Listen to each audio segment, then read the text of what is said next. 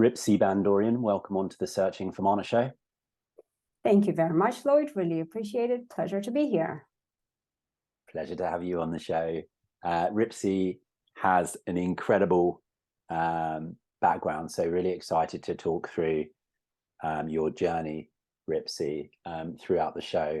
Currently the Head of Plaid Europe, and we'll open up cutting around what that role encompasses.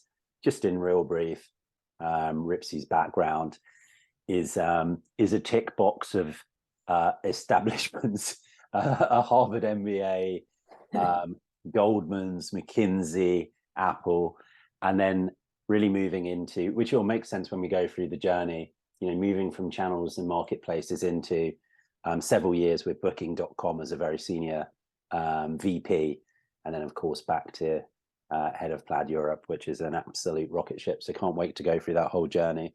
Ripsy, if you could be so kind to open up with, what being the Head of Plaid Europe really entails right now. For me, with Plaid Europe, it's a number of things. There are relatively clear priorities. One is continuing to establish and grow our presence here. That is about making sure that we deliver the right products to the customers we already have, that we continue to attract new fintechs and apps that are able to use Plaid services today to be able to connect millions of users to fintech services that they provide, and continuing to help and support the team as we grow and scale. That's within Europe. And obviously, with Plaid Europe being kind of a part of a larger organization, I also play a pretty big role in making sure that our strategy continues to be aligned with that of Plaid overall, and making sure that we continue to build what we call internally a transatlantic bridge. Oh, I love it. A transatlantic bridge.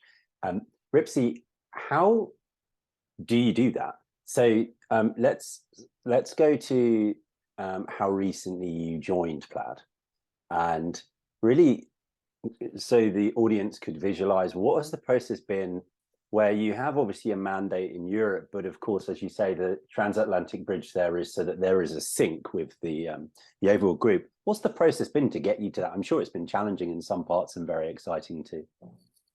Well, yeah, exactly. It is challenging and exciting at the same time. And actually, I don't think there's too many things that are exciting that aren't challenging. That's as an aside. Yeah. But in a lot of ways, it's as somebody new coming into Plaid, but also somebody coming in new into the industry, it kind of requires learning on steroids in a lot of ways, because you're trying to understand the existing products in Europe, which by definition, obviously, are different from those that we have in the US, given the regulatory nature of the markets in which we operate. So you understand kind of the products here, you try to understand the customers here. In parallel, you actually need to have a relatively good understanding of the products in the US and the customer needs there, so that you can start thinking strategically and creatively where it makes sense to build a bridge, because it's not a bridge to everywhere, and it's not a bridge that needs to kind of connect every little part of it. It's only in places where it has maximum impact for the customer and for the business. And so kind of continuously being able to focus on that, that's very much where a big challenge has been. And what that entails is honestly lots of digging in and conversations and kind of curiosity of wanting to deeply understand how some things work, to be able to then come up to a higher level and start connecting those dots. Love it. And that's one of the elements that clearly has been, time consuming, and rightly so, since you joined. What have been the other things you've been focusing on? If we were to think about what a week for Ripsy has been like, talk us through one of those. Yeah, I think there's lots. So there is one, kind of like figuring these things out. Two is, I very much kind of believe that leadership is a craft, and is one that we continue to hone over time. And one of my fundamental beliefs in it is business, but in the end, it's humans that make business happen. And so it's building those relationships. And for me, it's been very much about building those relationships within the team here in Europe, with our customers here, getting to know what motivates people, what would help them achieve the heights that they didn't even think that they could achieve in the context of Plaid, and how do we set up the right environment for it. So the organizational and the team culture and cohesion and kind of getting all of those pieces right has been a very big portion of my time to date, and continues to be so, to be honest. And then there is a fair amount of time that I also spent with Zach, the founder, with many of the leaders of Plaid, which is, what is the culture of Plaid and what makes Plaid such a special place? That then how do we make sure that we then create that culture here in Europe, but also make it fit in the context of the European markets in which we operate, because you're still operating in a slightly different number, right? So it's kind of like, how far do you push that flavor, and how much are you the same, and continuously playing that balance. So let's just assume, for any of the audience who don't understand exactly what you're up to as a business, if you could just explain, elevator pitch, user case, and let's go through what's going on at Plaid with you right now. So the user case to start with, please. Yeah, so imagine you're downloading an investments app. And in order to be able to connect that investment app to all of your finances that currently are most likely sitting with a bank, you need to connect those accounts. And not only do you need to connect that account, you also need to make sure that there's money in that account so that you can actually invest and be able to kind of benefit from the service that you have chosen already, right? And that is very much that journey that every user of fintech goes through today, that is powered by Plaid and makes it effectively seamless for you as an end user. For you, Lloyd, if you've never downloaded an investments app, we just make it super easy for you. You don't have to submit any papers. You don't have to do anything. It's literally just a few clicks away. But it's also incredibly important for the investment app itself, or the business that is behind it, because that business itself, especially in today's world, is spending a lot of money on attracting users like you.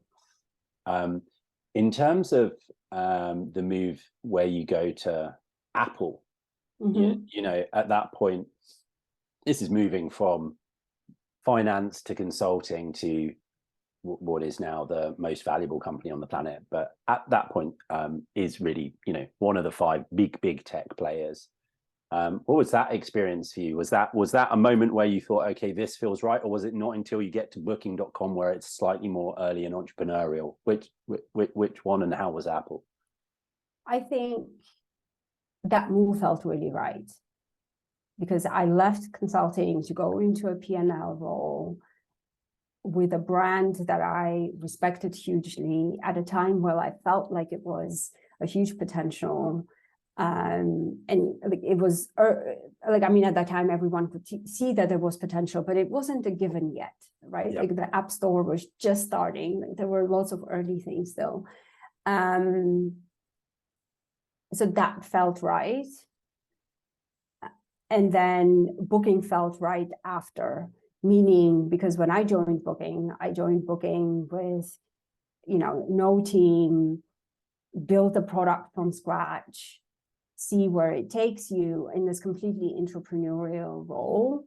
And so I had the experience at Apple to help me kickstart that.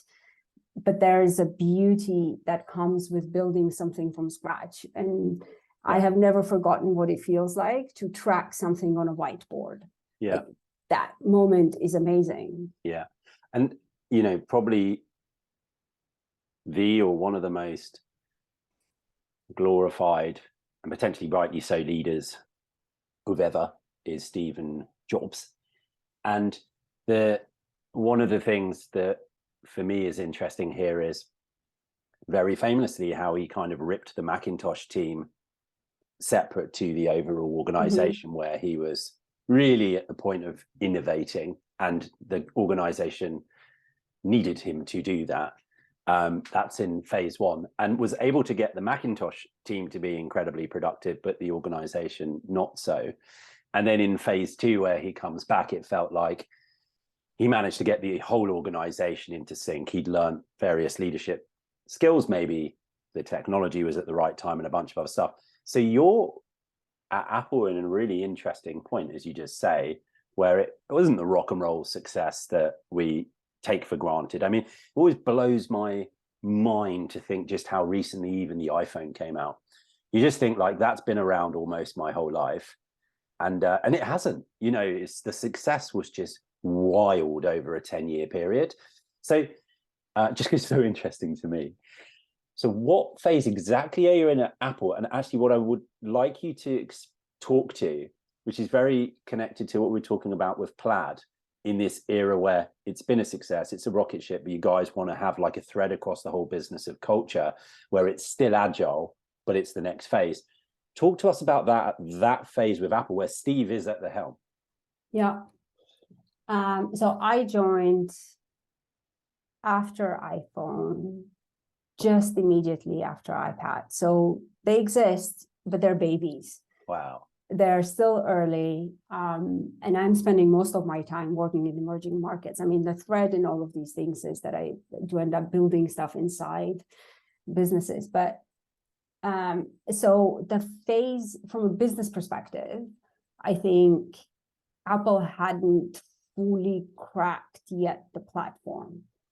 This piece that there are businesses and there's things that are going to be built on top that will continue to create value for those businesses as well as for the underlying platform, aka the App Store and many others. Like we'd had the iTunes and there were elements of it already. And obviously Steve, an amazing visionary who had all of these pieces in his head, but it hadn't kind of fully materialized to the extent that it was about to materialize. And there were a few things at the time when I remember at Apple, we were talking about, for instance, Apple competitors in the US versus in emerging markets. We were, from a hardware perspective at the time, we were competing with Samsung quite heavily.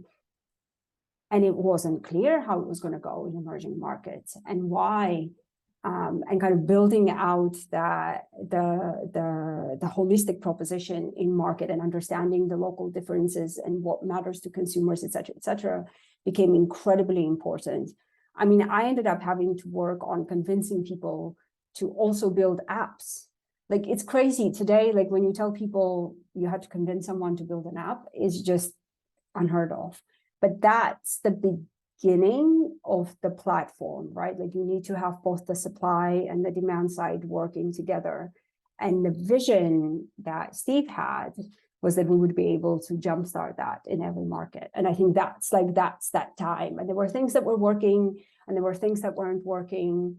But like as a whole, there was such a passion for what we were doing. There was just, and not a question that we would win. It was just more a matter of how.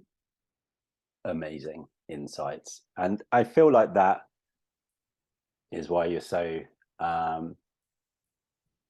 ideal for the role that you've got, because Plaid, it feels like it's a similar-ish type of time, and for open banking it's a similar type of time where when we look back it'll probably just be, well, obviously, right, of course, but actually certainly it doesn't feel like that at the moment. You have to have the agency to push it through, but you've learned what culture and belief can make that happen. So it's really exciting. We're going to go on to the monoraund. So relatively quick fire questions, but Ripsy, feel to go into as much detail as you care on any of them.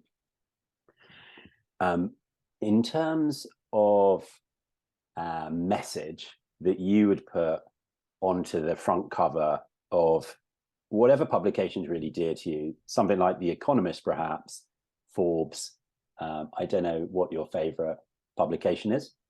You go on.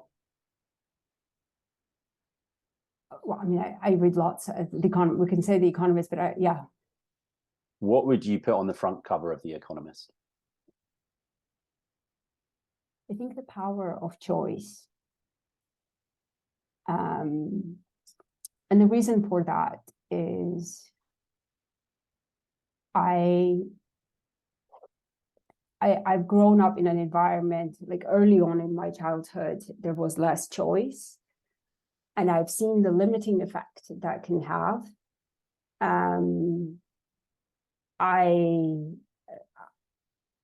I see that the power of choice can unleash creativity in areas like combining economics and molecular biology would have never happened had I gone to university back in Armenia where you study one subject. That's how it is. But it's also, I've seen it confirmed, like I've had the pleasure of working in e-commerce and running experiments and seeing what the power of choice does to consumers. And I see how it gives confidence to my kids when I give them choices and they learn how to make those choices and they understand the implications. So, and I'm like, and then there are also political applications of this, etc. But I don't want to go there. It's like, so for me, the power of choice is, yeah, I love it. It's tremendous. That's amazing. What is currently keeping you up at night? Not much. I'm actually like, but not because I don't think about things. I think we are at a very special time in our generation. And I think about that a lot. I think a lot about the political situation around us, the cost of living crisis, like what does this do in the long term? I think about the opportunities that creates for our businesses. So there's a lot of that. But the reason it doesn't keep me awake at night is I deeply care about that context. And then I go quickly to what are the things that are within our control and what is it that we as individuals, as a business, as a community, as a community can do. Thank you. Love to know what type of rituals in the morning perhaps you have, anything that gives you the right mindset, gets you kind of energized or whatever it might be for you, please. Yeah, I, as a working parent and as a working mom, probably had to learn the hard way how important it is to take care of yourself. And so I kind of would get up in the morning and there's kids and there's breakfast, get them to school, etc., work, blah, blah, blah, blah, blah. And then the workout and all of these other things would be in the evening and you're just too tired. And so I got into this habit actually during COVID is where I would get up before the kids. And I'd work out and then I'd start making their lunch boxes. And that I value that time tremendously. So I get up, I work out. It's a different type of workout than I would do normally, or I go for a run if I can. But that is a very special time. And it also gives me the sense of taking care of me before the rest. Yeah. And it really, yeah, it's done lots of good. Is there a book? And again, if it's, short form, long form, podcast, whatever it might be that you'd like to recommend to the audience, and feel free to choose one or two. One of the things that I've done, again, this is like the post-COVID, is I've started reading paper books again. I had gone back to reading Kindle and then I've gone back to reading paper books, and I do about 15 minutes before I go to bed of nonfiction. And so one of the ones that I've read this year that I've absolutely loved was the Magic Circle. No, The Great Circle, sorry, The Great Circle by Maggie Shipstead. And it's about a woman at the turn of the 20th century who sees a pilot and realizes that her dream is to be a pilot, and then she becomes a pilot, and then she tries to fly around the globe. Is an amazing, like, the prose is amazing, the story is entertaining. Yeah, it's great. It's wonderful. It's great reading paperback. For me, I've come back to it recently, and it just makes me go to sleep. That you're not looking at a screen. I know the Kindle's got a better screen than an iPhone, let's say, but I just find how exhausted I am. So if I'm not, I might read for however long it might be, but more often than not, within 5 to 10 minutes, you're out. Exactly. Oh my God, I need to go to sleep. And choosing something that's not a business book or got too much type of learning behind it, I really started to enjoy myself as well. Great. Well, we'll put that in the show notes. That sounds fantastic. And to finish the round off on the Searching for Mana show. So Mana is your magic, your superpower. What, Ripsy, is your Mana? Oh gosh, I should have been prepared for this one.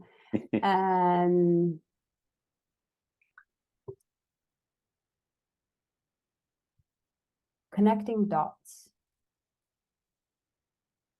And I say that because it goes beyond listening. It requires a huge amount of empathy, and you have to understand it to be able to connect it. And I love it when I'm in the flow and I get to do that. Like that just gives me lots of joy. And it makes complete sense in terms of your career and what you're doing. I love it. Who would be your recommendation for a dream guest to come on the Searching for Mana show? Ooh, a dream guest. There's so many. Oh gosh. You get Tim Cook. That would be amazing. Yes. if you can hook us up, then we will let him on. Obviously there's so much innovation that is happening at Apple, and there was so many questions about him taking over from an iconic figure like Steve.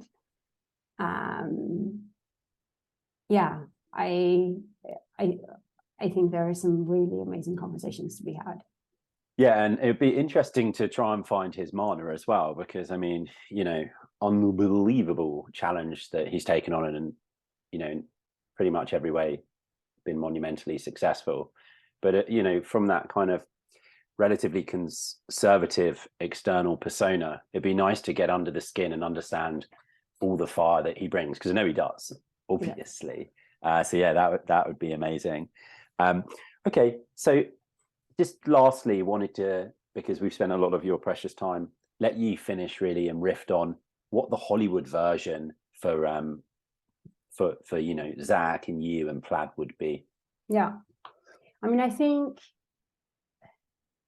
the Hollywood version for me is really truly comes down to the mission, which is what originally attracted me to Plaid, and it is unlocking financial freedom for everyone. And when we've achieved that mission, which is that every person has access to every financial service that they want and that they need to run their lives efficiently, and when that complexity goes away from them, that I think that's when we know you're there. Do you see what I mean? That is like when the music starts coming in. Well, we should outro this, Ollie, who'll produce it, put some jazz on at that moment. And then I love it, because that's bringing together what you would put on the front of The Economist, which is having, available options and the positive outcomes that come from that. And then also your superpower, your Mana, which is connecting the dots. So I love it. I can understand why that mission is just so amazingly exciting for you, Ripsy. Thank you so much for coming on the Searching for Mana show. Super kind of journey that you've taken, and congratulations on all your success today. I know you're not going to stop here, so we will watch with great attention the next phase. Thank you very much, Lloyd. It's been a pleasure to have this conversation. Really enjoyed it. Thank you.